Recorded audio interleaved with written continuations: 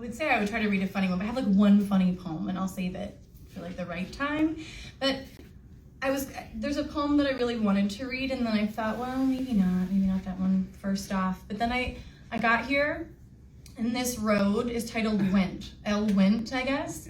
And my mother's maiden name was Went, so I was like, oh, there you go, there's a sign. So I'm gonna start with this poem that's actually from the forthcoming collection, Tether. Dear Mom, it's been an hour since the storm sirens began, yet I've felt freezing rain for days. Outside my window, the plastic bag snagged in the neighbor's tree is filling with wind, then letting it go, over and again. I cannot stop breathing. It's been so long since we've spoken, I've given up trying to remember the last words you slurred. Your voice, a broken shell I cut my ear against. You and I both know, I hope for no ocean. Now that you're dead, do you think love is wasted on the living? I have pretended to look for you in every face since I left the last room we breathed in together. Remember when you dropped your favorite dress at your ankles and stepped into the street without me? Each night, some woman stumbled home and tried to cook your recipes. Her hands just cut you. I was 7. I promised then I'd never let her hold me. My life began inside you. What else is there to say? When I listened to a machine beep your last heartbeat, I never rested my head against her chest. Dear Mom, I'm still waiting for that horse in my heart to stamp its hooves again. I can drop a potted plant from my roof 100 times, though it takes just once for it to learn to brace against the next impact. I'm sorry the world made it so hard for you to know the difference between a caress and a closing fist. I'm sorry you left yourself alone, lonely. Briefly, today's rain gathered on the slats of the deck, and I admired the sky twice. Still, I wish I didn't need to see the trees, dark as charred bones, poisoned veins. I'm sorry I made you a disease I wasn't willing to admit I had for so many years. I close my eyes and try to summon your face, a hole blown through the center of every floor in this endless skyscraper inside me. Sometimes, in the mirror, I stick out my tongue and widen my eyes and cry like a baby who needs her mother to see her need, to be her initial witness, to prove she exists so she can stop hauling her body from city to city, bed to bed, searching for herself in the faces of strangers. When the temperature finally dropped, the rain froze a mosaic, angry, fragmented second sky. The snow is working hard to cover now. The sun never showed today. Still I feel her setting. As a girl, I'd sit by the shore and study her early bruise and her evening blood spilling under a door to another room of the universe, as if I knew every gray day to come without her.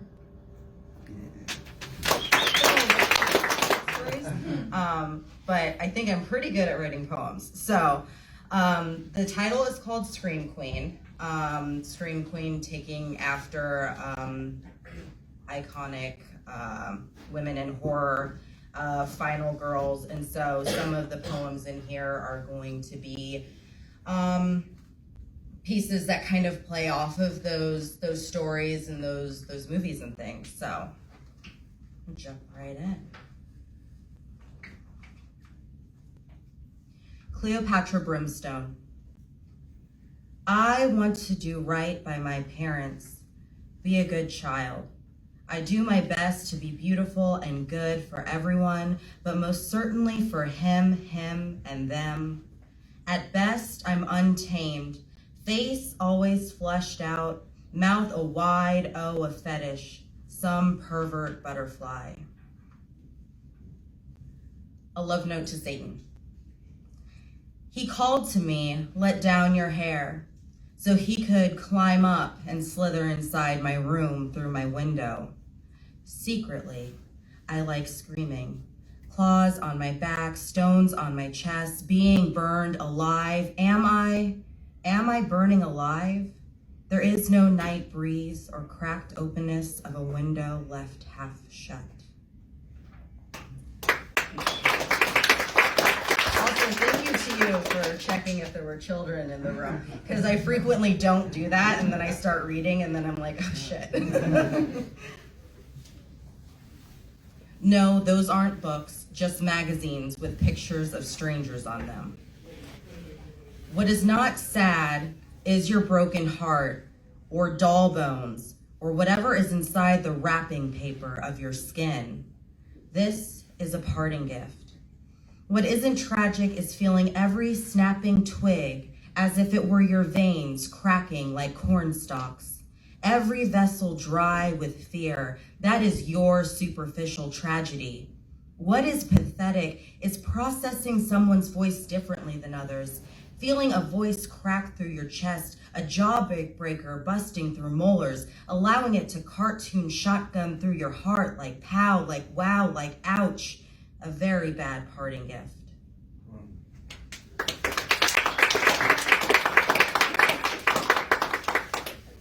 She speaks tonight.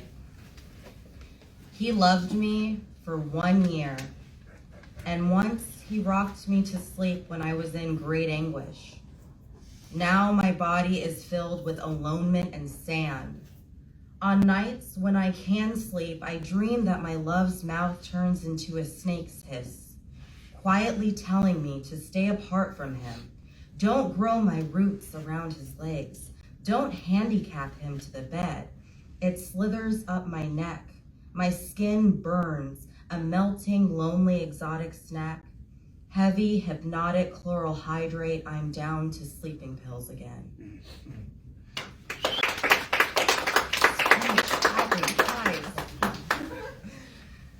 Take a sleeping pill. The capillaries of my cheeks run underground beneath my skin. I feel the frenzy of being threatened with burning. I scream and it hovers in air, then melts like ice cream. It tastes violent. I cut to find the beginning, dig my fingernails in thick soil to root out the end. There is no middle, only warm blood, silk scarves, and earthworms. I feel my life coming closer to some bite wound I cannot bandage over. Green team is good. And who's going to the slam tonight? Woo! Okay, perfect. So I'm going to be co-judging my first poetry slam ever, so that'll be fun to watch, I think. Yeah. I can't wait to hear the competition.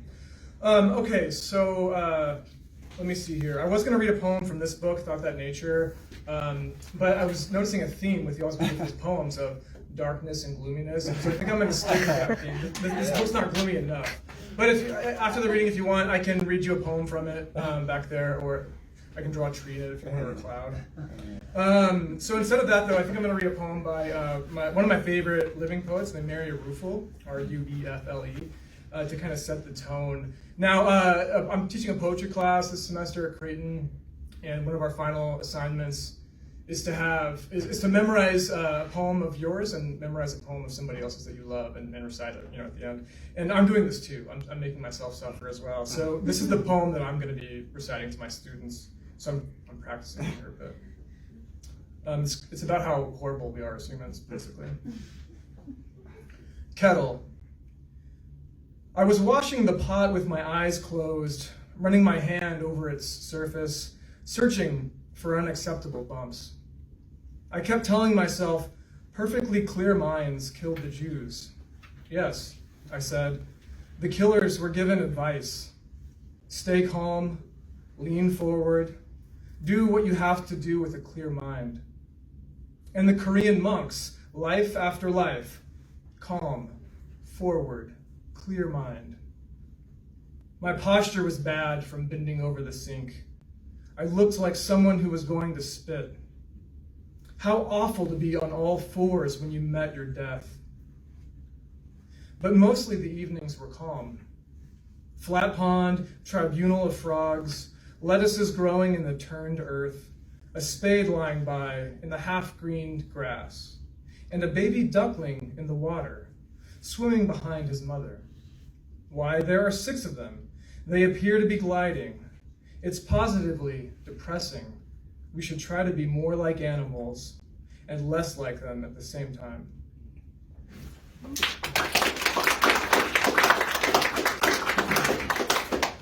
You all hear all right in the back? Okay, perfect. That's good? That's okay? Okay.